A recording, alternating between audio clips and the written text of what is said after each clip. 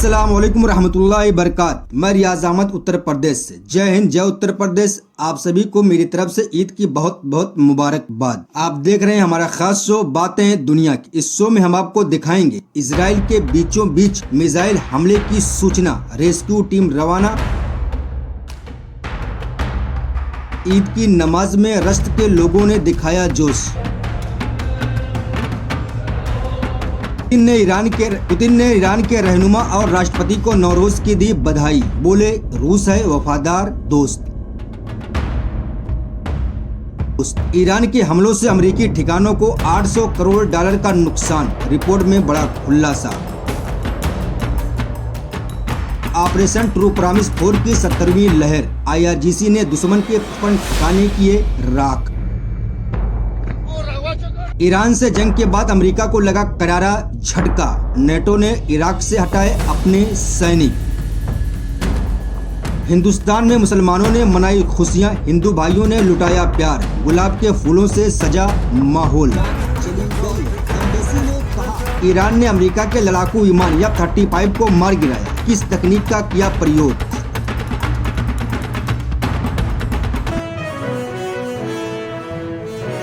रात का आसमान खामोश था, लेकिन खामोशी के एक ऐसा खेल चल रहा था जिसने दुनिया की सबसे ताकतवर ताकतों को भी बेचैन कर दिया। मिडिल ईस्ट के तनाव भरे माहौल में जब अमेरिका का सबसे आधुनिक स्टेल्थ फाइटर जेट F-35 आसमान में गश्त कर रहा था, तब उसे यकीन था कि वो लगभग अदृश्य है, रडार उसे पकड़ नहीं सकते, दुश्मन उसकी लोकेशन का अंदाजा भी मुश्किल से लगा सकते हैं। लेकिन कहानी यहीं बदलती है। F-35 को इस तरह डिजाइन किया गया है कि वो रडार की तरंगों को बिखेर दे, यानी रडार के लिए वो लगभग गायब हो जाता है। लेकिन एक चीज जिसे छुपाना आसान नहीं है, उसकी गर्मी, हीट सिग्नेचर। जेट के इंजन से निकलने वाली तेज गर्मी आसमान में एक थर्मल निशान छोड़ती है और यहीं से ईरान ने खेल पलट दी। सूत्रों के अनुसार ईरान ने पारंपरिक रडार की बजाय इंफ्रारेड ट्रैकिंग सिस्टम IRST का इस्तेमाल किया। ये सिस्टम जेट की गर्मी को देखते हैं बिना कोई सिग्नल भेजे, यानी कोई रडार वेव नहीं, कोई चेतावनी नहीं, कोई अलर्ट नहीं। F-35 को पता ही नहीं चलता कि वो किसी की नजर में आ चुका है। इसके बाद आता है असली खतरा, 358 मिसाइल का। ये कोई साधारण मिसाइल नहीं है, ये ड्रोन और मिसाइलों का मिश्रण है, ऑप्टिकल प्लस इंफ्रारेड सेंसर से लैस, खुद लक्ष्य को खोजने और ट्रैक करने में सक्षम। ये सीधे जेट की गर्मी को पकड़ती है और धीरे धीरे चुपचाप अपने शिकार की ओर बढ़ती है। स्टील्थ तकनीक जो रडार को धोखा देती है, इस गर्मी की आंखों के सामने बेअसर हो जाती। विश्लेषकों का मानना है कि इस तरह की रणनीति और तकनीक की समझ के पीछे रूस और चीन का अप्रत्यक्ष समर्थन हो सकता है। यानी ये सिर्फ एक सैन्य घटना नहीं, बल्कि एक वैश्विक सख्त संतुलन का संकेत है। स्टील्थ तकनीक एक बेहद शक्तिशाली है, लेकिन एक सच्चाई को नहीं बदल सकता। रडार से छुपा जा सकता है, लेकिन गर्मी से नहीं। और यही वो दरार है जहां से भविष्य के जंगों की दिशा तय हो सकती है। अब चलते हैं दूसरी खबर की तरफ। ईद उल फित्र की नमाज के मौके पर ईरान के शहर रश्त में लोगों ने ऐसा जोश दिखाया कि माहौल मेले जैसा हो गया। हजारों की तादाद में लोग नमाज अदा करने के लिए सड़कों पर उमड़ पड़े। सुबह से ही लोग अपने घरों में निकलकर नमाज के लिए जमा होने लगे। बूढ़े, जवान और बच्चे सब ने इस पवित्र मौके पर एकजुट होकर नमाज अदा की। शहर की मस्जिदों और ईदगाहों में इतनी भीड़ थी कि लोग सड़कों पर भी नमाज पढ़ते नजर आए। रश्त के लोगों में ये जोश देखकर हर कोई हैरान रह गया। लोगों ने एक दूसरे को गले लगाकर ईद की मुबारकबाद दी। बच्चे खूब मस्ती करते नजर आए तो बड़ों ने गरीबों और जरूरतमंदों में खैरात बांटी। ईद की नमाज के बाद लोगों ने अमन और चैन की दुआ मांगी। उन्होंने कहा कि पूरी दुनिया में खुशियाँ हो और कहीं गम न हो। रश्त के इस ईद के माहौल की तस्वीरें और वीडियो सोशल मीडिया पर खूब वायरल हो रहे हैं। लोग इस भव्य उपस्थिति की जमकर तारीफ कर रहे। दूसरी तरफ इजराइल के बीचों बीच इलाके में मिसाइल गिरने की सूचना मिलने के बाद वहां रेस्क्यू और बचाव दल को रवाना किया गया। इजरायली सेना ने ये जानकारी दी है। सेना ने सोशल मीडिया प्लेटफॉर्म एक्स पर पोस्ट करके बताया, देश के केंद्रीय हिस्से में जहां हमले की सूचना मिली है वहां राहत और बचाव दल भेज दिए गए हैं। शनिवार की सुबह से अब तक ये चौथा मौका है जब मिसाइल हमले की चेतावनी जारी की गई। हर बार लोगों से शेल्टर बंकरों में जाने की अपील की गई। हालात इतने बुरे हैं कि लोग घरों के बाहर निकलने से कतरा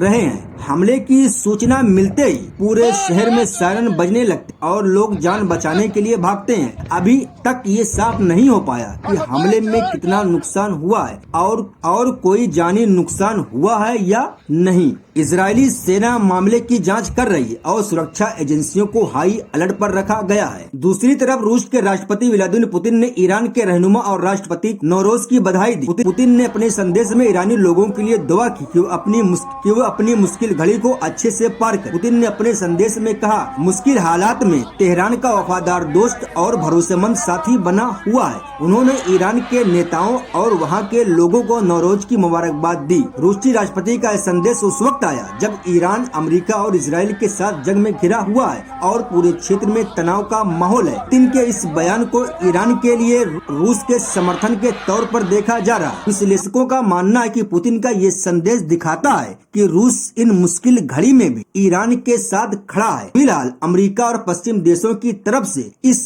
पर कोई प्रतिक्रिया नहीं आई है। ईरान में नौरोज का त्योहार धूमधाम से मनाया जा रहा है। दूसरी तरफ अमेरिकी think tank centre for strategic and international studies CSIS और BBC के ताजा विश्लेषणों में बड़ा खुलासा हुआ है। रिपोर्ट के मुताबिक जंग के पहले 2 हफ्तों में ईरान ने मिडिल ईस्ट में अमेरिकी सैन्य ठिकानों पर जो हमले किए उनसे करीब $800 मिलियन का नुकसान हुआ है। ये विश्लेषण उस वक्त आया जब ईरान और अमेरिका इजराइल के बीच जंग छिड़ी हुई है। रिपोर्ट में बताया गया है कि ईरान की मिसाइलों और ड्रोन हमलों ने अमेरिकी ठिकानों की बुनियादी ढांचों को भारी नुकसान पहुंचाया। CSIS और BBC के इस अनुमान के मुताबिक हमलों में सैन्य उपकरण, रनवे, ईंधन डिपो और कमांड सेंटर तबाह हो गए। हालांकि अमेरिकी सेना की तरफ से इस रिपोर्ट पर अभी कोई आधिकारिक बयान नहीं आया है। विशेषज्ञों का कहना है कि इतना बड़ा आर्थिक नुकसान अमेरिका के लिए बड़ा झटका है। यह रिपोर्ट ये भी दिखाती है कि ईरान की मिसाइल ताकत कितनी खतरनाक है। फिलहाल ईरान की तरफ से इस रिपोर्ट पर कोई प्रतिक्रिया नहीं आई है, लेकिन ईरानी मीडिया ने इसे अमेरिकी कमजोरी का सबूत बताते हुए खूब प्रचारित किया है। ईरान की IRGC ने ऑपरेशन टू प्रॉमिस 4 की 17वीं लहर में दुश्मन के 55 ठिकानों को निशाना बनाकर तबाह कर दिया। IRGC के मुताबिक एक कार्रवाई अमेरिका और इजराइल के खिलाफ जंग के सिलसिले में की गई। IRGC ने बताया कि इस ऑपरेशन में दुश्मन के कई अहम सैन्य ठिकानों, ऊर्जा सुविधाओं और कमांड सेंटरों को निशाना बनाया गया है। हमले इतने सटीक थे कि एक कर 55 लक्ष्य धू कर जल गए। ये ऑपरेशन टू प्रॉमिस 4 की 17वीं लहर थी जिसे IRGC ने अंजाम दिया। इससे पहले भी IRGC कई चरणों में दुश्मन के ठिकानों पर बड़े हमले कर चुका है। ईरानी सूत्रों के मुताबिक ये हमला उस वक्त किया गया जब अमेरिका और इजराइल लगातार ईरान पर दबाव बना रहे थे। IRGC ने चेतावनी दी कि अगर दुश्मन ने अपनी हरकतें नहीं रोकी तो आने वाले दिनों में और भी बड़े हमले किए जा सकते हैं। अमेरिका और इजराइल की तरफ से अभी इन हमलों पर कोई आधिकारिक बयान नहीं आया। पश्चिमी मीडिया में इन हमलों को लेकर तरह तरह की खबरें आ रही हैं, लेकिन IRGC ने दावा किया कि सभी 55 लक्ष्य पूरी तरह नष्ट कर दिए गए। इस बीच क्षेत्र में तनाव और बढ़ गया और सभी की निगाहें अमेरिका और इजराइल के जवाबी कार्रवाई पर टिकी हैं। ईरान के खिलाफ अमेरिकी हमले के बाद जब ईरान ने करारा जवाब दिया तो नाटो ने बड़ा फैसला लिया। नाटो ने इराक से अपने सैनिकों को वापस बुलाने का ऐलान कर दिया है। सूत्रों के मुताबिक ईरान की तरफ से लगातार हो रहे मिसाइल और ड्रोन हमलों के बाद नाटो ने ये कदम उठाया है। इराक में तैनात नाटो सैनिकों की सुरक्षा को लेकर खतरा बढ़ गया, जिसके चलते ये फैसला लिया गया है। नाटो का ये कदम अमेरिका के लिए बड़ा झटका माना जा रहा है। अमेरिका ही नाटो का सबसे ताकतवर सदस्य है। अब उसके सहयोगी देश भी इराक से अपनी सेना हटाने लगे हैं। विशेषज्ञों का कहना है कि नाटो के इस फैसले से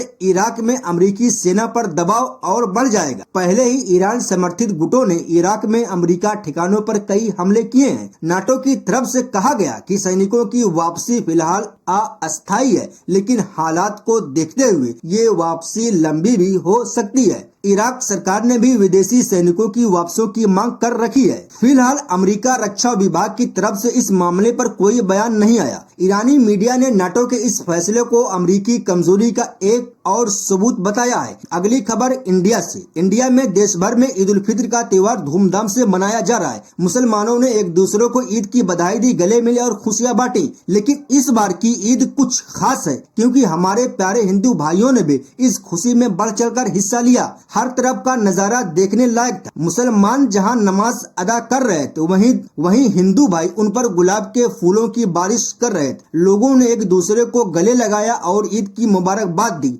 सोशल मीडिया पर भी इसकी वीडियो खूब वायरल हो रही। लोग लिख रहे हैं, शुक्रिया मेरे प्यारे हिंदू भाइयों, आपने हमारी खुशियों को दोगुना कर दिया। एक वीडियो में देखा जा सकता है कैसे हिंदू मुस्लिम भाइयों के साथ खड़े होकर उन्हें ईद की बधाई दे रहे हैं। ये त्योहार गंगा जमुनी तहजीब की मिसाल बन गया। लोगों ने कहा कि आज दिख गया कि हम एक हैं, हमारी मोहब्बत किसी से कम नहीं। बच्चों ने खूब मस्ती की, मिठाइयाँ बांटी और एक दूसरे से मिलकर खुशियाँ मनाई। देश भर में नजारा देखने को मिल रहा है कि हर तरफ प्यार और भाईचारा है। ईद की इस खुशी ने सबके दिलों को जोड़ दिया। हिंदू मुस्लिम भाईचारे की ये मिसाल अंध भक्तों के मुंह पर तमाचा है और गोदी मीडिया का जनाजा।